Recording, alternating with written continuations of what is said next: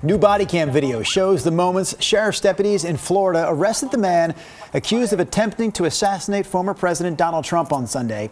It's the second assassination attempt against the former president in the past 9 weeks.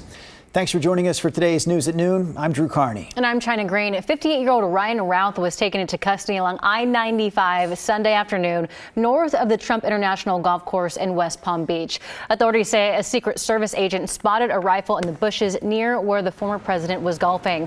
A witness told police that they saw him run out of the bushes and jump into a black Nissan. Martin County Sheriff William Snyder spoke today about the stop that led to Routh's capture. It was probably the highest profile stop this sheriff's office has ever made. We were stopping the man who was involved in an assassination attempt on the highest profile target on the planet. Routh made an initial court appearance in Palm Beach County today, and court documents reveal that Routh camped outside the course for 12 hours. He's facing 2 federal gun charges, one of which includes possession of a firearm by a convicted felon. A federal appeals court in Washington, D.C. heard arguments this morning in a case that could decide the future of TikTok. TikTok and its China-based parent company ByteDance are suing to block a law that would ban the app. The law gives ByteDance until early next year to sell TikTok's U.S. assets or face a nationwide ban. The company says the government has not demonstrated that the app poses national security risk and that a ban would violate the Constitution on First Amendment grounds. The court is expected to rule sometime before December 6th. Bryan Kohberger, the man accused of killing 4 University of Idaho students nearly 2 years ago, is now being held in Boise, where his trial will take place next summer. A plane took Kohberger from Moscow, Idaho to Boise yesterday. Boise is more than 300 miles south of Moscow. The Idaho State Supreme Court agreed with his lawyer's request for a change of venue and a new judge. Kohberger's defense team argued that all the pre-trial coverage in the college town where the murders took place tainted any potential jurors there. The Longview School District is running on a normal schedule today after a 13-year-old was arrested in connection with threats targeting a school in the district. This threat comes after some school districts in Washington and Oregon faced threats on social media last week. While some of those threats were vague, others singling out certain schools. The Longview District says that there will be extra patrol officers at schools in addition to the usual school security. Oregon State Police identified 46-year-old David Tyler as the man who was shot and killed after a standoff in Lynn County over the weekend. Shortly before 1 a.m. on Saturday, deputies responded to a report of a pedestrian who was hit by a vehicle. When they got to the scene, investigators say Tyler fired a gun and then pointed it at SWAT team members. That's when they say Benton County Sergeant Daniel Ball shot and killed Tyler. The person who was hit by the vehicle was treated for minor injuries. The Multnomah County Sheriff's Office released new details on a deadly 2-vehicle crash that happened Saturday morning in Gresham. The crash happened on Southeast Foster Road near Jenny Road. When police got there, they found one of the drivers dead. The other driver, 29-year-old Titus Schmigel, was arrested and booked on DUI, manslaughter, and other charges. A judge sentenced a man to life in prison after he pleaded guilty to 2 murders in a case of mistaken identity. Bennett Miller admitted to killing 2 men who were out celebrating a birthday in Northeast Portland last summer. Miller was selling drugs in Northeast Portland that night. He says he shot the men because he thought they were 2 other people who he was holding a grudge against. Here's what the victims' families said in court on Friday. A crime so diabolical.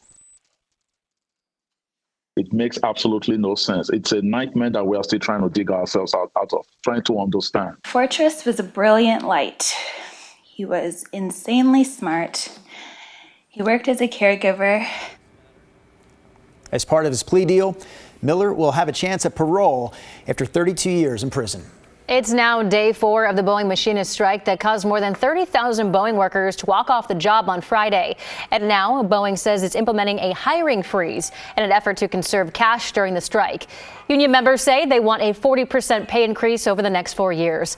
The tentative agreement between Boeing and the union stood at 25%. The last strike in 2008 lasted 57 days and cost Boeing an estimated $2 billion. After a year of financial troubles, there is pressure on the new Boeing CEO to get a deal done as soon as possible. He came in at almost an impossible time. But if this strike is resolved quickly, that would go to his credit to resolving it quickly. and Boeing actually could conceivably come out of this with a reset with labor relations and come out of it in a positive way. Both Boeing and union representatives are expected to meet with federal mediators tomorrow to begin discussions and resume negotiations. In Hillsborough, a quick-acting neighbor helped someone in a wheelchair escape a house fire. Hillsborough Fire and Rescue says just before 10:30 yesterday morning, the neighbor called 911 after seeing smoke coming from the back of someone's home. They knew the person who lived there needed a wheelchair to get around, so they went over before firefighters arrived and helped them get out of the house. Fire crews eventually put the fire out and rescued several pets.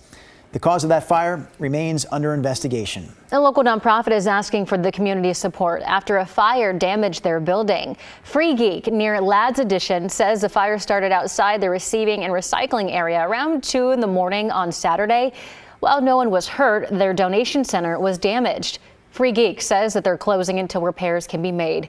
In the meantime, here they're looking to raise $25,000 to pay staff and replace equipment. 11 people lost their homes after 2 separate fires broke out in Portland last Thursday, one in Southwest, the other in Southeast. Rechargeable lithium batteries caused both fires. Portland Fire and Rescue says a big risk with lithium batteries is thermal runaway. That's when a battery uncontrollably heats itself up. They say one of last Thursday's fires started just before midnight when an electric scooter powered by a lithium-ion battery caught fire. But the scooter's owner says it wasn't actively charging when it caught fire, and he says it hadn't been charged enough to use in months. I would tell anybody that wants an electric scooter, really do your research. These electric scooters, the batteries in them, they're just, in my opinion, not safe. His family started a GoFundMe to help him recover from that fire.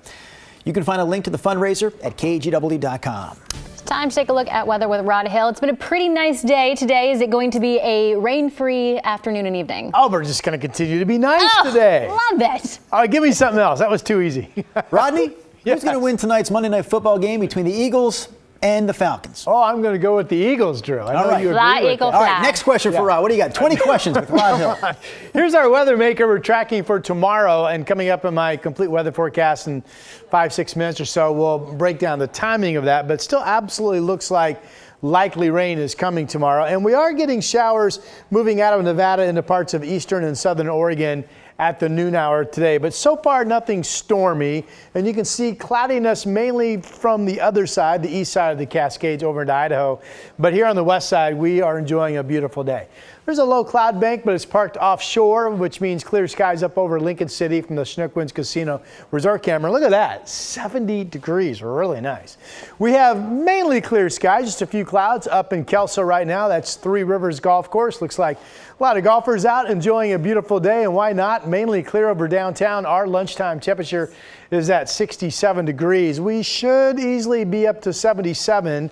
If anything, maybe a bit warmer this afternoon, and then still mainly clear for you this evening. Again, coming up tomorrow, a different story with rain moving in. We'll have that forecast for you shortly. Rod, thank you. You know all about this next story because you were aggressive today with a other wrestler. The world famous WWE Monday Night Raw is here. Tonight, here in Portland, WWE's superstars will battle it out at the Moda Center. The action kicks off this afternoon at 4:30, and tickets are still available on rosecoder.com for anyone interested in catching this smackdown.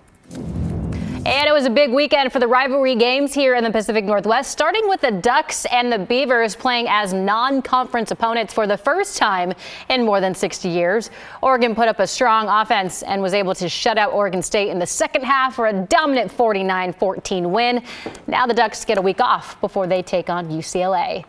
Saturday also marked the first time that Washington and Washington State met in the Apple Cup as non-conference foes since the 1960s. So this game came down to a 4th and goal with just over a minute left, and you saw right there the Cougars were able to make that 4th down stand.